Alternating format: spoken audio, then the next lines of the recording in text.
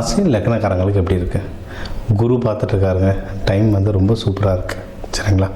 நீங்கள் எடுக்கிற முயற்சிகள் எதுவாக இருந்தாலும் வின் ஆகும். இதில் வந்து நிறைய படிப்பாங்க இந்த ராசியில் இருக்கும். ஏன்னா இந்த ஜட்ஜஸ், அதுக்கப்புறம் சிஏ, இந்த பேங்கிங் சர்வீஸில் இருக்கவங்க, ஆடிட்டர்ஸ், அதுவும் இப்போ தான் உங்களுக்கு மார்ச்லாம் போச்சு, எல்லாம் ஆடிட்டிங்கில் ரொம்ப பிஸியாக இருந்திருப்பாங்க. துலாம் ராசிக்காரங்க, லக்னக்காரங்க.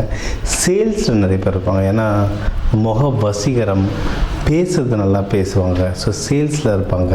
ஸோ இவங்களுக்கு வந்து நிறைய தொடர்ந்து படிச்சுக்கிட்டே இருப்பாங்க. சிஏலாம் இருந்தீங்கன்னா எக்கச்சக்கமாக படிச்சுட்டே இருக்கணும், நிறைய சர்டிஃபிகேஷன்ஸ் வாங்கணும். இந்த மாதிரி நீங்கள் புது விஷயங்கள் எதுவும் ஒன்று ட்ரை பண்ணுறீங்க, அதுக்கு படிக்கணும், லைசன்ஸ் வாங்கணும்னா தாராளமாக ட்ரை பண்ணால் சூப்பராக ஒர்க் ஆகும். உங்களுக்கு வந்து இதுக்கான செலவுக்கான காசும் கையில் நிற்கும். கையில் காசு ஒன்றும் எல்லாமே நல்லபடியாக நிற்கும். ஃபேமிலியில் சந்தோஷம் இருக்கும். நீங்கள் ஆக்சுவலாக வெளியே ட்ராவலே பண்ணிட்டு வரலாம். வசதி வாய்ப்புகள் இருந்தால் நீங்கள் வந்து ஃப்ளைட்லேயே ட்ராவல் பண்ணிட்டு வரலாம். சரிங்களா?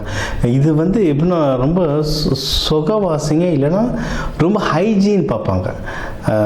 கையில் காசு கம்மியாக இருந்தால் கூட நல்ல ஹோட்டலில் போய் கொஞ்சமாக சாப்பிட்டோன்னு நல்லா சாப்பிடணும்னு ஆசைப்படுவாங்க. இவங்க வந்து எப்படின்னா ஒரு வண்டி வாங்கினாலும் புது வண்டியாக அழகாக ஒரு கிளாஸியாக வாங்கணும். வீடு கட்டுறது என்னென்னா இப்போ ஃபார் எக்ஸாம்பிள் ஒரு 25 லட்சத்தில் ஒரு சின்னதாக ஒன்று கட்ட போகிறீங்க, கிரவுண்டில் மட்டும் கட்ட போகிறீங்கன்னா இவங்க வந்து கூட 5 லட்சம் ஆனாலும் பரவாயில்ல, இன்னும் கொஞ்சம் அழகாக கட்டி கொடுத்துடுவாங்க. இந்த மாதிரி ரசனை உள்ளவங்க, நல்ல டேஸ்ட் இருக்கவங்க தான் இந்த துலாம் ராசிக்காரங்க. இப்போ வந்து அவங்களுக்கு இன்வெஸ்ட்மெண்ட்டுக்குலாம் டைம் ரொம்ப நல்லாயிருக்கு. நீங்கள் வீடு வாங்கிறதுக்கு, நகைகள் வாங்கிறதுக்கு ரொம்ப நல்லாயிருக்கு. ஸ்டாக் மார்க்கெட்டில் உங்களுக்கு அந்த பிராப்தம் இருக்கா, அதாவது பணம் போட்டால் வருமானத்தை பார்த்துக்கோங்க. ஏன்னா இப்போ அங்கங்கே வார் அது இதுன்னு இருக்குது. மார்க்கெட் எங்கே எப்படி போகணுன்னே தெரியாமல் எல்லாம் அப்படி பேந்த முடிச்சுட்டு இருக்காங்க.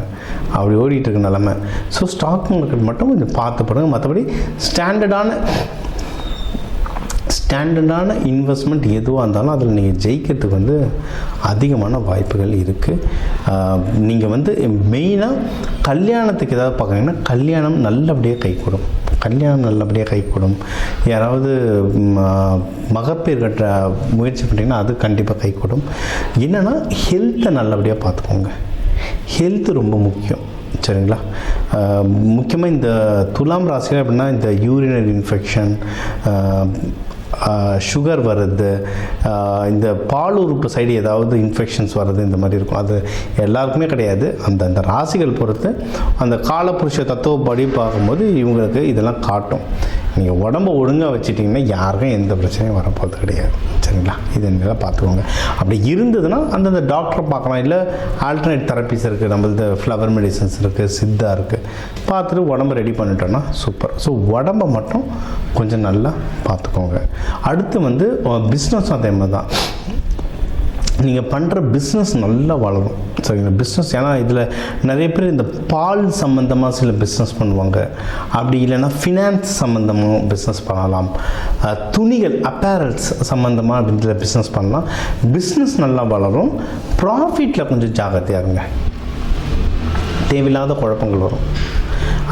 இப்போ கேதுலாம் இருக்குதுனால தேவையில்லாத குழப்பங்கள் வரும். நீங்கள் என்ன பெஸ்ட்டு என்ன பண்ணணும் அப்படின்னா, ஒரு பிஸ்னஸ் ஆர்டர் எடுக்கிறீங்கன்னா முன்னாடியே கிரெடிட் மாதிரி வாங்கி வச்சுக்கணும்.